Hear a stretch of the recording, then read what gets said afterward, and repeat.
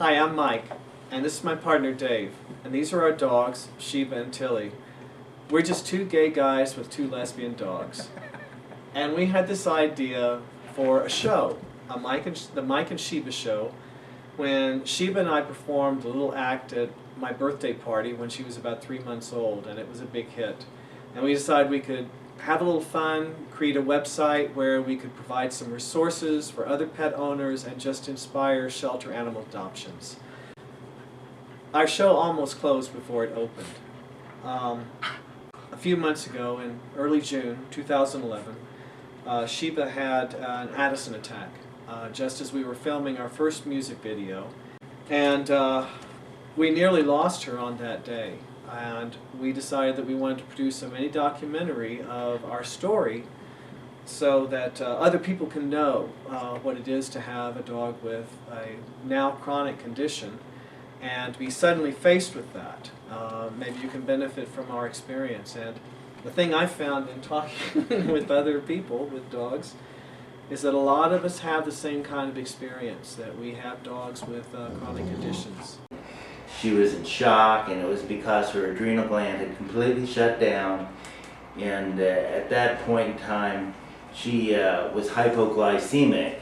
So the portion of her adrenal gland that was affected was the portion that makes glucocorticoids. Now she had an atypical presentation for Addison's disease. The typical presentation is a decrease in the glucose and a decrease in the mineralocorticoids, which is the sodium and potassium.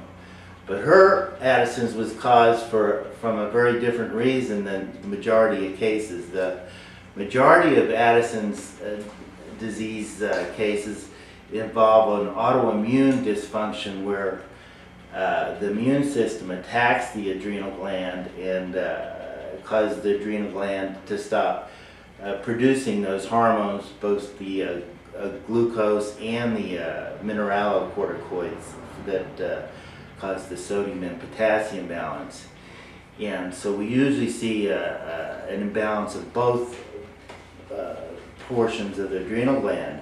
But since hers was caused by a drug that she was given for behavior problems, which is a very rare phenomenon, but there are certain drugs that will cause the adrenal gland to atrophy and stop working. She was given a progesterone type hormone to control her aggression, and she was only on it for a couple of days before she developed this Addisonian crisis, and which she came in and she was in shock. She was in such severe shock and such adrenal crisis that she was actually comatose and seizuring for 6 hours. For 6 hours, and so it's a very severe disease when it occurs.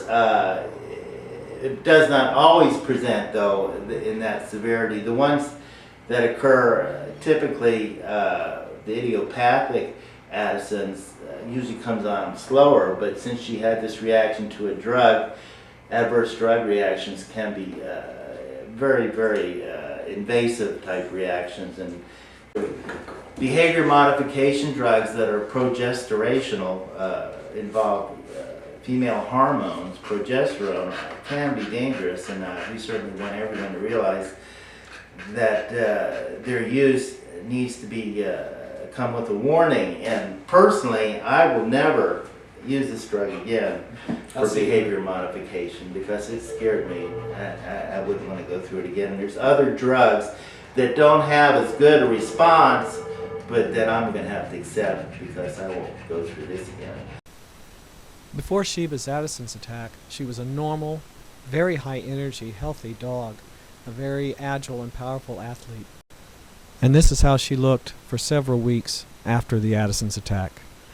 And this is how I spent most of my summer vacation, taking care of Sheba. For 2 weeks post-crisis, we had to feed Sheba corn syrup every hour around the clock, just to keep her blood sugar levels from dropping to levels that could have thrown her back into shock. We mixed it with a little canned dog food, stirred it up, and then till he gets to lick the spoon too. Sheba just lapped up this medicine like it was the source of life energy for her. She was so hungry for sugar. I've even learned to draw blood from her in order to do glucose tests here at home.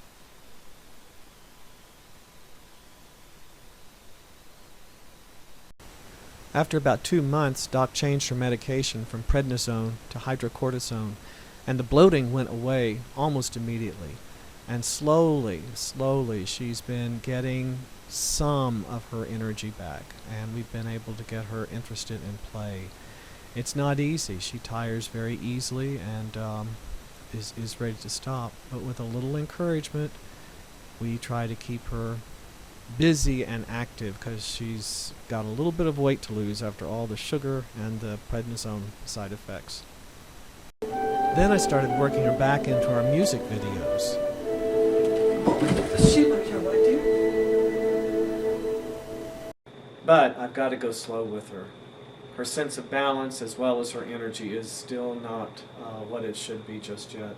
I do want to challenge her. Sheba is a Lab Queensland mix, which is working dog on both sides of the family. So it's really important to her to want to feel involved. So we will be working up our act, and I am encouraged that she's getting better, and I think we'll have something soon. But I'm not putting any artificial timetables on it just now. It's hard for me not to look at this as a tragedy. But Sheba doesn't. And she's still just as happy a dog as she was before the Addison's disease. And in that, she has become my teacher. Thank you for tuning in. And keep coming back to our website. There'll be a lot more interesting stuff. Say goodnight, Sheba.